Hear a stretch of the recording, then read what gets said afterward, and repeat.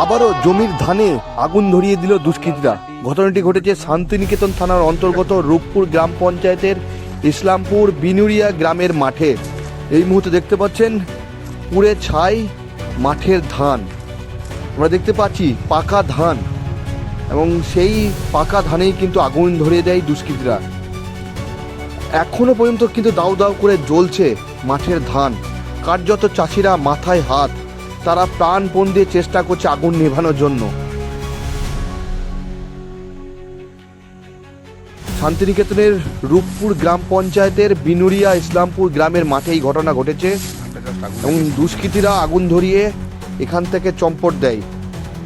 এবং এই ঘটনাটি একদম সম্পূর্ণ দিনের বেলায় ঘটনা ঘটেছে, এমনই অভিযোগ করছে চাষিরা। আমরা যদি দেখি রামপুরহাট থানার কুসুমডই গ্রামে, সেখানেও প্রায় 10 বিঘা জমির ধানের যে গাদা ছিল, সেই গাদায় আগুন ধরিয়ে দেয় দুষ্কৃতীরা। একদম পুরো বিঘের পর বিঘের জমির ধান কিন্তু পুড়িয়ে ফেলা হয়েছিল।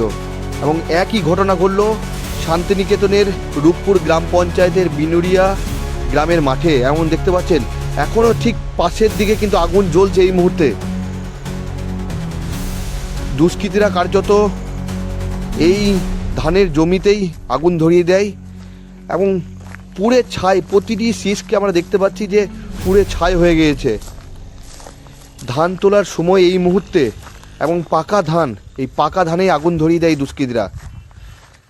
চাষিরা কার্যত কান্নায় ভেঙে পড়েছে। এই যে ধানে আগুন লাগিয়েছে, আমরা কি জানেন কে বা কারা আগুন লাগিয়েছে? কি করে যে আগুন লেগেছে সেটা তো জানার নাই, তবে এসে দেখছি দাও দাও করে আগুন জ্বলছে, আগুনে কাছকে যাওয়া যাচ্ছে না। খেতে ধান ছিল সব পুড়ে ছাই হয়ে গেল। হ্যাঁ, তো আগুনটা মানুষই লাগিয়েছে। মানুষই লাগিয়েছে। আর এই বিশাল ইয়ে জঙ্গল, আর এই সাইডে ধান, হ্যাঁ ওখানে ধান কাটা পড়ে রয়েছে। কাটা আছে ধান, ওইখানে কাটা আছে, এইদিকে কাটা আছে, হ্যাঁ এইদিকে ধান আছে।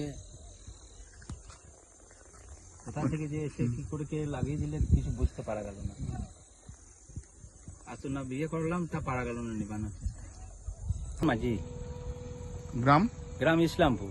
ও আচ্ছা, ঠিক আছে। আর কাকা গেছে ওখানে? এখানে অনেকে আছে, সপ্তম মন্ডল, ইন্দ্রজিৎ পাল, ওই ধারে আছে গণেশ মন্ডল, ওইখানে আছে চক্র, বাবুলাল মাঝি। অনেকটা ধান।